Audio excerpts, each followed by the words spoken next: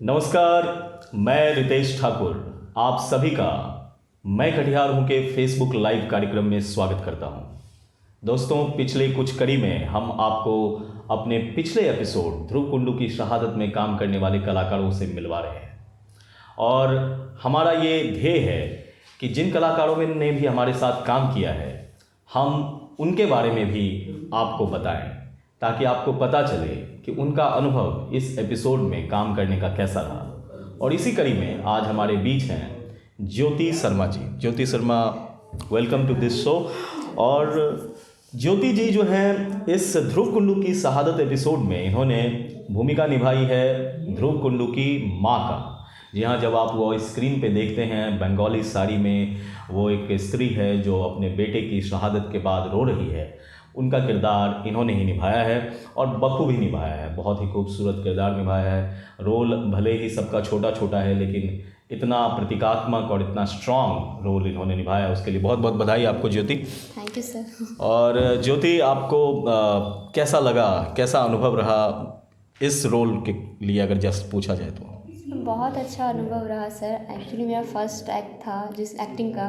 मैं as a dance करती हूँ पर एक्टिंग कभी नहीं किया था मैंने, तो मुझे अच्छा लगा करके सर। और जितना कुछ सीखने को मिला एक्टिंग की वजह से या फिर इस एक्ट में करने को, उस सब करके बहुत मज़ा आया सर, सच में।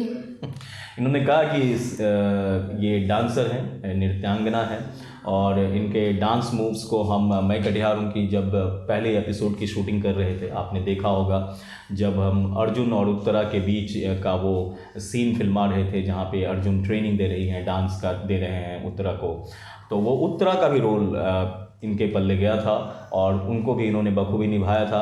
तो वो आपके लिए आसान रहा था फिर भी?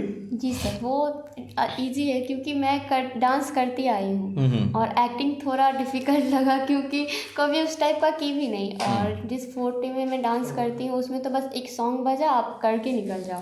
एक्टिंग में क्या होता है ना कि आपको करना पड़ता है, मतलब जब तक लगे नहीं कि वो एक इमोशनल, मतलब दिल से अटैच हो, वैसा कुछ। तो मेरे लिए थोड़ा चैलेंजिंग था बट फिर भी मज़ा आया कुछ भी करके। और आप लोग सब थे तो आलोक सर भी बहुत सारा सपोर्ट किया। वो बंगाली डायलॉग बोलना कितना मुश्किल था? तो बहुत मुश्किल। क्या डायलॉग था वो, आपको याद है? थोड़ा सा ही तो याद है सर, 2 डायलॉग ही तो था। है कि अच्छे और उसके बाद क्या था सर, फिर मैं भूल गई। मुझे वो बंगाली बोलना बहुत डिफिकल्ट लगता है। इफ आई रिमेंबर है आमी आसची। आमी आसची, हाँ। और उसके बाद बोलना था चाय लाने के लिए वो बोलते हैं, तो शायद मुझे बोलना था ठीक आछे। ऐसा ही कुछ डायलॉग था जो मुझे तो ये थोड़ा डिफिकल्ट आता। टास्क था क्योंकि ये बांग्ला नहीं बोलती, लेकिन स्टिल शी ट्राइड और उन्होंने मैनेज किया क्योंकि हमारे डायरेक्टर ने, आलोक जी ने कहा और काफ़ी बार समझाया कि ऐसे बोलना है। क्योंकि जब हम शूट कर रहे थे एक बंगाली फैमिली में, बैकग्राउंड पूरा बंगाली फैमिली का था और उन्होंने ही मदद की ड्रेसिंग में और वो बहुत ज़बरदस्त अनुभव था। बहुत शाम हो गई थी और शूट हम लोग लगातार जारी रखे हुए थे क्योंकि हमें उसी दिन शूट को कंप्लीट करना था और लगातार ऊपर से दबाव भी बनता जा रहा था कि लाइट्स फॉल हो गई थी और बारिश हो रही थी, रेनफॉल, बिल्कुल मॉनसून का सीज़न चल रहा था। और इन सब के बीच हमने हार नहीं मानी, हमने कोशिश किया कि उसी दिन शूट को कंप्लीट किया जाए और काफ़ी हद तक हमने वो सीन वहाँ पे शूट कर लिया क्योंकि हमें पता था कि अगर उस फैमिली से हम लोग फिर दूसरे जगह शूट करने जाएंगे तो थोड़ी मुश्किल होगी क्योंकि लोकेशन बहुत सही था। लोकेशन बहुत अच्छा था और मतलब घर जिस टाइप का चाहिए था वो भी तो मिल चुका था। तो आपकी उम्र क्या है? मेरी उम्र 23। और आपके 13 वर्षीय पुत्र की हत्या हो गई जी। ये मैं इसलिए कह रहा हूँ कि ध्रुव कुंडू 13 वर्ष के थे जब उनकी हत्या हो गई थी अंग्रेज के शासनकाल में और उनकी माता का किरदार इन्होंने निभाया। तो आप समझ सकते हैं कि एक कैरेक्टर में घुसना आपके लिए बेहद ज़रूरी होता है, भले ही आपकी उम्र कितनी भी हो।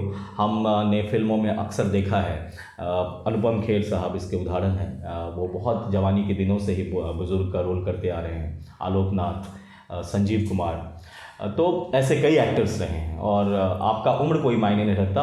वो डायरेक्टर जो दिखाता है आपको स्क्रीन पर, अपने उनके मेकअप के थ्रू, मेकअप आर्टिस्ट काम करते हैं, तो इन सब के द्वारा जो स्क्रीन पर माँ का किरदार इन्होंने निभाया वो काबिल तारीफ़ है। और ये इनका पहला एक्टिंग का अनुभव रहा? हाँ जी सर, फर्स्ट एवर? फर्स्ट मैंने एक्टिंग की है। और आप डांस टीचर भी हैं? जी। कहाँ सिखाती हैं? अभी तो मैं घर पे जाके होम ट्यूशन लेती हूँ। बहुत जल्द मैं खुद का क्लास डाल रही हूँ न्यू ईयर में। Good. खुद के ये पे। तो we hope to have some party, क्योंकि ये क्लास शुरू करने वाली है बहुत जल्दी। तो अगर इस एपिसोड की बात करें खासकर, तो आपको क्या लगता है आपके अलावा और किसका एक्टिंग आपको लगता है कि सबसे दमदार रहा? एक्चुअली हम तीन का जो रोल था, माँ बाप और बेटा, ये तीन ही मुझे ज़बरदस्त लगा। एक दो क्रांतिकारी में जो थे वो क्या बोलते हैं इनका, उनके एक दो ध्रुव कुंडी के दोस्त के, और एक आपका जो था सर वो गन वाला, वो तो मुझे प्रीमियम में भी इतना मस्त लग रहा था वो देखने में। सो बहुत खूबसूरत था वो वाला। और तीन इधर का जो था, हम तीनों एक ही बैच के, जिसका मतलब कैसा ही बोलिए, फैमिली। हाँ फैमिली, वो फैमिली अलग है। और अदर में बोला जाए तो एक आपका रोल अच्छा था सर, और उनके दोस्त लोग में एक दो थे जो उनका अच्छा लगा देखने को, और सब नॉर्मल, सबका ठीक। तकरीबन 8 से 10 लोग मुख्यतः उसमें पात्र के रूप में काम कर रहे थे। जो सबसे मुख्य पात्र थे वो ऑब्वियसली फादर, मदर और ध्रुव कुंडू। और फादर का भी रोल बहुत बखूबी निभाया गया, और मॉम का भी रोल बहुत अच्छे से निभाया गया, क्योंकि ये दोनों रोल बहुत मुख्य रोल थे, क्योंकि इन दोनों के सेंटिमेंट्स जुड़े हुए थे अपने बेटे को लेकर, और वो इमोशंस को पर्दे पे लाना काफ़ी मुश्किल था। आने वाले हमारे एपिसोड्स जो हैं वो हैं नक्षत्र मालाकार के ऊपर समर्पित रहेंगे, और हमारे फणीश्वर नाथ रेणु जी पे समर्पित रहेंगे, और कई एपिसोड होंगे जो धर्म और आस्था पे होंगे, उद्योग पे होंगे, कृषि पे होंगे, खेलकूद पे होंगे। बहुत सारे एपिसोड्स आने हैं। जो मुख्य एपिसोड हमने आपको बताया जिस पे कि फिल्मांकन करना है, जिनकी शूटिंग होनी है, और वो है फणीश्वर नाथ रेणु और नक्षत्र मालाकार, और वो लार्ज स्केल शूटिंग होनी है। हमने आपको बताया है कि फणीश्वर नाथ रेणु की जो शूटिंग मूवी जो उस पर बनाएंगे हम, मोस्ट ऑफ दी शूटिंग हम उनकी महमदिया जो जहाँ पे उनका ससुराल रहा है, उनकी बहन का भी ससुराल है, वहाँ पे करने का प्लान बनाया है, और आगामी 5 जनवरी से शायद हम वो शूट शुरू करेंगे। और नक्षत्र मालाकार जी का भी शूट हम बहुत जल्द करेंगे। तो 4 मार्च जन्म शताब्दी दिवस है फणीश्वर नाथ रेणु जी का, तो वहाँ पे तो हम लोगों को कुछ करना है, और हमारा टारगेट है कि 4 मार्च तक आपके सामने वो एपिसोड लाएं।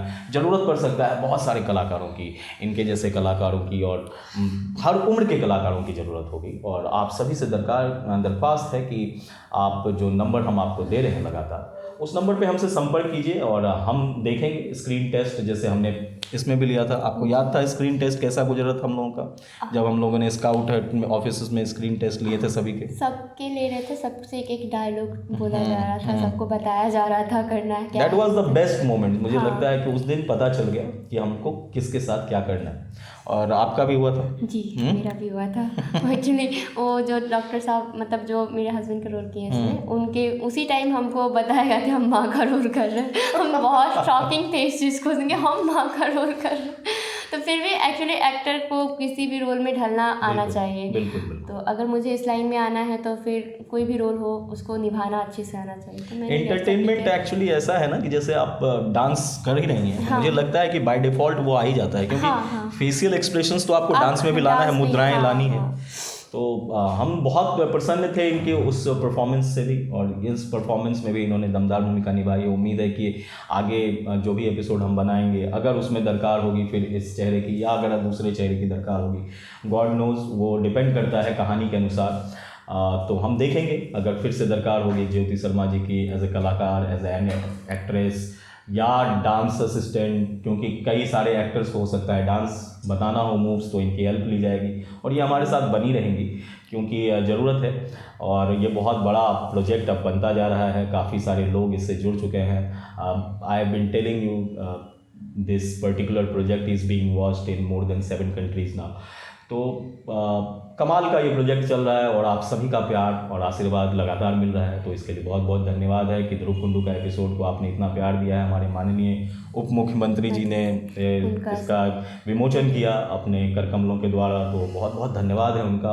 और यादगार पल थे वो, सभी लोग, ये भी मौजूद थी, हमारे परिवार के लोग मौजूद थे, बहुत सारे लोग थे वहाँ पे, और सभी ने तारीफ़ की, मुक्त कंठ से तारीफ़ की कि ज़रूर इस एपिसोड को और ऐसे कई एपिसोड को दूरदर्शन पे भी दिखाया जाना चाहिए। जरूर। और जब ऐसा होगा तो आपकी छवि और निखर के बाहर आएगी। जी सर। क्या जी। आपका एक्टिंग करियर भी शुरू हो सकता है? हो सकता है। आप तैयार हैं इस बात के लिए? हाँ एकदम सर, अगर मौका मिले तो क्यों नहीं सर, मौका कोई छोड़ना थोड़ी ना चाहेगा। बिल्कुल। तो इसी अच्छे नोट पे आज का ये लाइव कार्यक्रम हम चाहते हैं कि समाप्त करें और हम आप सभी से आग्रह करते हैं, जो भी आप में से कोई भी अपने व्यवसाय से जुड़ा हुआ या किसी भी क्षेत्र से जुड़ा हुआ विज्ञापन आप चाहते हैं कि हमारे इस डॉक्यूमेंट्री सीरीज के दरमियान दिखाया जाए और आप प्रमोट करना चाहते हैं किसी चीज़ को, यू आर मोस्ट वेलकम। आप आइए, हमसे संपर्क कीजिए हमारे दिए हुए नंबर पर और हम कोशिश करेंगे कि आपके विज्ञापन को, पूरी कोशिश रहेगी कि आपके विज्ञापन को सही तरीके से इस एपिसोड के दरमियान या हमारे फेसबुक लाइव के दरमियान दिखाया जाए, ताकि लोग आप तक भी पहुँचे और आपके जरिए हम तक भी पहुँचे। और हम चाहते हैं कि ज़्यादा से ज़्यादा लोग इस डॉक्यूमेंट्री सीरीज को देखें। साथ ही साथ एक और आग्रह है कि अगर कोई भी संस्थान या व्यक्तिगत रूप से कोई भी हमारी सहायता करना चाहता है किसी भी रूप में, मॉनेटरी टर्म की हम बाद में बात करते हैं, किसी भी रूप में, तो आप का स्वागत है। आप आइए, आप किसी भी तरह से हमारी सहायता कीजिए, क्योंकि ये प्रोजेक्ट बड़ा है। ये 1-2 लोगों ने शुरू जरूर किया था, लेकिन अब 100 से ऊपर लोगों की टीम बन चली है। तो ज़्यादा से ज़्यादा लोग इसमें जुड़ेंगे तो ज़्यादा से ज़्यादा हमें सफलता मिलेगी। जी सर। तो इसी नोट पे आज का ये फेसबुक लाइव कार्यक्रम समाप्त करते हैं। अंत में मैं वही कहूँगा जो हर बार कहता हूँ, मैं कटिहार हूँ। Thank you so much.